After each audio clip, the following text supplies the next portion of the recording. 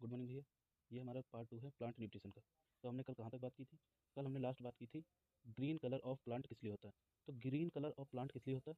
Green colour of plant होता है chloroplast की वजह से। क्लोरोप्लास्ट की वजह से। ठीक। इसके बाद आज इसके आगे की बात करेंगे हम। तो पहले कल के टॉपिक के ऊपर देखते हैं, कुछ क्वेश्चन देख लेते हैं, इसके बाद आगे की हम बात करेंगे। तो पहला क्वेश्चन है हमारा कि chlorophyll contain which metal. Chlorophyll में कौन सा मेटल प्रेजेंट होता है? तो क्लोरोफिल में जो मेटल प्रेजेंट होता है वो मैग्नीशियम होता है। ठीक। क्लोरोफिल में कौन सा मेटल होता है? वो मैग्नीशियम मेटल होता है। नेक्स्ट क्वेश्चन में चलते हैं। अगला हमारा क्वेश्चन है कि during the process of the photosynthesis light energy from the sun is converted into. जो लाइट एनर्जी आती है सन से वो किस में कन्वर्ट होती है? तो लाइट देखिए रिएक्शन का थी CO2 plus H2O gives out C6H12O6 plus O2। तो यहाँ से जो एनर्जी आई थी लाइट एनर्जी सन से वो किस में कन्वर्ट होती? तो उसको क्लोरोफिल कन्वर्ट कर देता है केमिकल एनर्जी में। केमिकल एनर्जी में उसको कन्वर्ट कर देता है। नेक्स्ट क्वेश्चन में हम चलते हैं, देखेंगे अगला क्वेश्चन हमारा क्या है। अगला क्वेश्चन है कि oxygen released during photosynthesis come from. जो ऑक्सीजन रिलीज होती है फोटोसिंथेसिस में कहाँ से आती है? फोटोसिंथेसिस की रिएक्शन लिखते हैं CO2 plus H2O gives out C6H12O6 plus O2। ये जो ऑक्सीजन आई ये कहाँ से आती है? ये ऑक्सीजन आती है O2 से।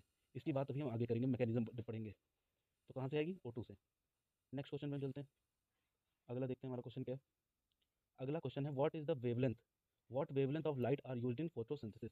फोटोसिंथेसिस में कौन कितनी वेवलेंथ की लाइट यूज़ होती है? तो वेवलेंथ जो लाइट की होती है वो 400 नैनोमीटर से लेकर 700 नैनोमीटर तक होती है। अगर हम इसको एंगस्ट्राम में लिखेंगे तो आ जाएगी 4000 से 7000 एंगस्ट्राम। ठीक। ये जो इतने वेवलेंथ, इसी को विजिबल लाइट बोलते हैं। इसी को विजिबल लाइट बोलते हैं। इतनी वेवलेंथ होनी चाहिए फोटोसिंथेसिस के लिए। नेक्स्ट क्वेश्चन हम देखते हैं क्या है हमारा। नेक्स्ट क्वेश्चन क्या है? नेक्स्ट क्वेश्चन है कि can photosynthesis occur in artificial light. क्या जो फोटोसिंथेसिस है वो आर्टिफिशियल लाइट में हो सकता है? तो इसका आंसर है हाँ, फोटोसिंथेसिस जो है वो आर्टिफिशियल लाइट में भी हो सकता है, बट उसकी वेवलेंथ कितनी होनी चाहिए? 400 से 700 नैनोमीटर। ठीक। अगली स्लाइड में हम चलते हैं, देखते हैं क्या है। अगला क्वेश्चन है हमारा कि rate of photosynthesis is maximum in. जो रेट ऑफ फोटोसिंथेसिस होता है वो किस कलर में मैक्सिमम होता है? मैक्सिमम होता है वाइट कलर में। वाइट रे। वाइट रे या वाइट कलर। ठीक, क्योंकि वाइट कलर में सातों रंग होते हैं। इसके बाद दूसरे पे हम देखें तो रेड ब्लू बोल सकते हैं या हम रेड ही ले लेते हैं। रेड कलर में सेकंड नंबर पे होता है। तो ये तो हम ऑप्शन के हिसाब से करेंगे कौन सा ऑप्शन दिया है। देखते हैं अगला क्वेश्चन, इसी के ऊपर हम क्वेश्चन देखते हैं। अगला क्वेश्चन देखते हैं, इसी के ऊपर ऑप्शन बनाए गए वो देखते हैं। देखो अगर कह दिया जाए ऑप्शन अगर तुमको दिए हो ये कि रेड दिया है, वाइट दिया, ब्लू, ग्रीन दिया और पूछ लिया मैक्सिमम किस में होता है, तो मैक्सिमम होगा वाइट कलर में। ठीक। अगला हम देखते हैं इसी के ऊपर ऑप्शन है, कैसे कैसे ऑप्शन आ सकते हैं। अगर दिया हो तुमको ऑप्शन में वाइट ना दिया हो तो हम किसको लगाएंगे?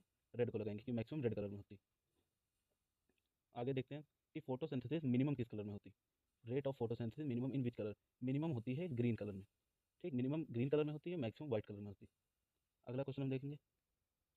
अगला क्वेश्चन है कि maximum photosynthesis take place by. Maximum जो फोटोसिंथेसिस होती है वो किसके द्वारा होती है? प्लांट के द्वारा, एल्गी के द्वारा, कि ब्लू ग्रीन एल्गी, कि नन ऑफ दिस। तो मैक्सिमम जो फोटोसिंथेसिस है वो हमारी एल्गी के द्वारा होती है, क्योंकि ये पानी में पाया जाता है और 70% है पानी अर्थ पर, तो मैक्सिमम फोटोसिंथेसिस एल्गी से होती है। अगला क्वेश्चन हम देखते हैं क्या। अगला क्वेश्चन है most of earth oxygen come from. देखो जब सबसे ज़्यादा फोटोसिंथेसिस एल्गी से हो रही तो एल्गी से ही क्या होगा? मैक्सिमम ऑक्सीजन आएगी। ठीक। अगला क्वेश्चन हम देखते हैं क्या। अगला क्वेश्चन है, अगला क्वेश्चन है, अब क्वेश्चन खत्म हो। अब हम देखेंगे कि आज मैकेनिज्म ऑफ फोटोसिंथेसिस क्या है। मैकेनिज्म ऑफ फोटोसिंथेसिस होते हैं दो तरह से। एक होती है लाइट रिएक्शन, एक होती है लाइट रिएक्शन और दूसरी होती है डार्क रिएक्शन। एक होती है लाइट रिएक्शन, दूसरी होती है डार्क रिएक्शन।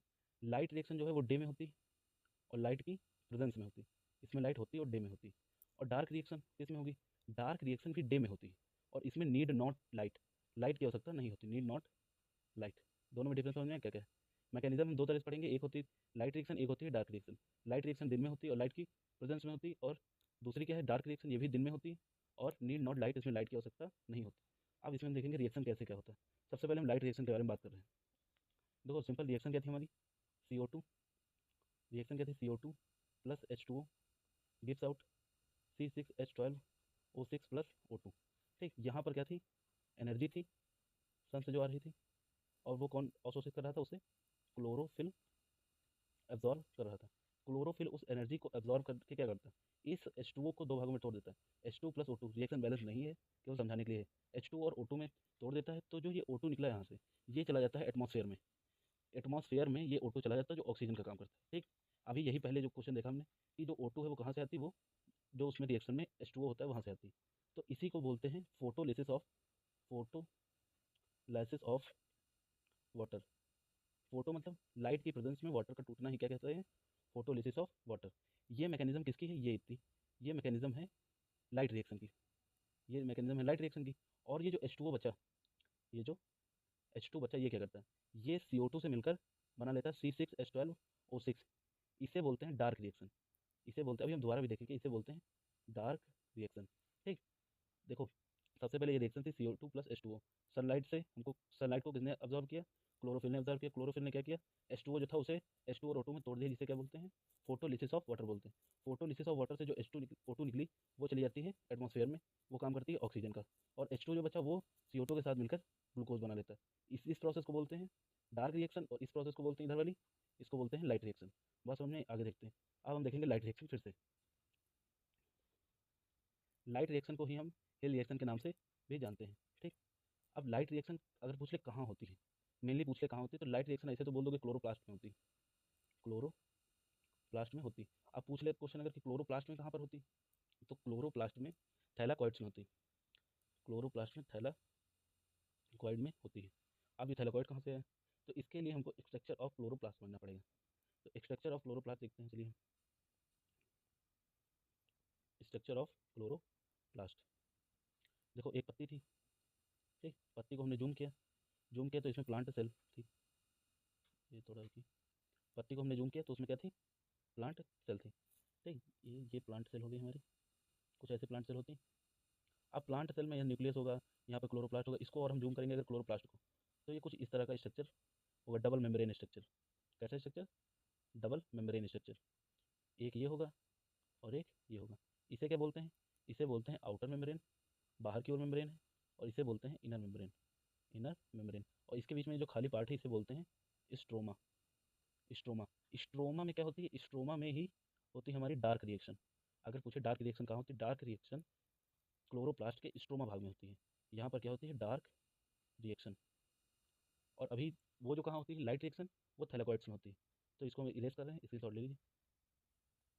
देखो दोबारा बनाते हैं स्ट्रक्चर हम। ये थी इनर मेम्ब्रेन, ये थी आउटर मेम्ब्रेन। ये सब क्या था, इसके अंदर जो लिक्विड होता है वो स्ट्रोमा होता है, स्ट्रोमा। और ये जो इसके अंदर कुछ सिक्के की तरह का स्ट्रक्चर होते हैं। एक सिक्का जैसे है, इसको क्या बोलते हैं, इसको बोलते हैं थैलाकॉइड।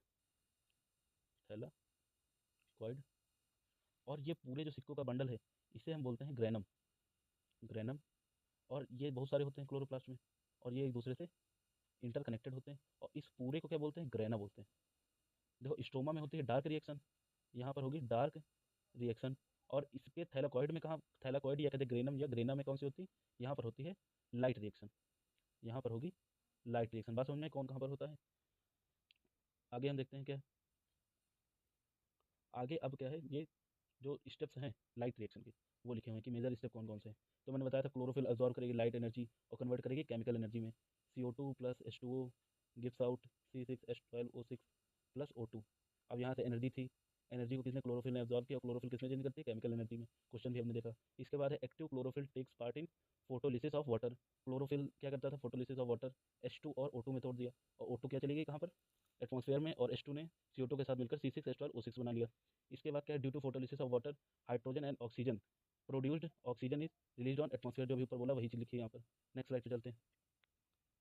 अगला क्वेश्चन है कि which of the following is not a function of chlorophyll.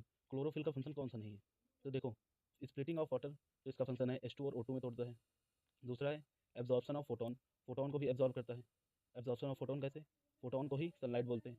Oxidation of carbohydrate, ये नहीं है। अगला है conversion of light energy into chemical energy, ये भी है। तो हमारा ऑप्शन क्या हो जाएगा सही, सी ऑप्शन। बात समझ में आई।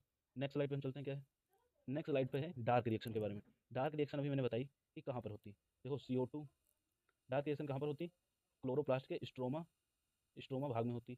ये स्ट्रक्चर था, इसमें जो लिक्विड था इसी को क्या बोलते हैं, स्ट्रोमा बोलते थे। ठीक, इसी में क्या होगी, डार्क रिएक्शन होगी। और डार्क रिएक्शन डे में होती है और लाइट की उपस्थिति में लाइट की प्रेजेंस में नहीं होती। तो ये दोनों चीज़ें समझ में आई कि लाइट रिएक्शन कैसे होती है, डार्क रिएक्शन कैसे होती, कौन कहाँ पर होती, कौन कहाँ नहीं होती। ठीक, आज के लेक्चर के लिए इतना ही, मिलेंगे नेक्स्ट लेक्चर में। Please share and subscribe.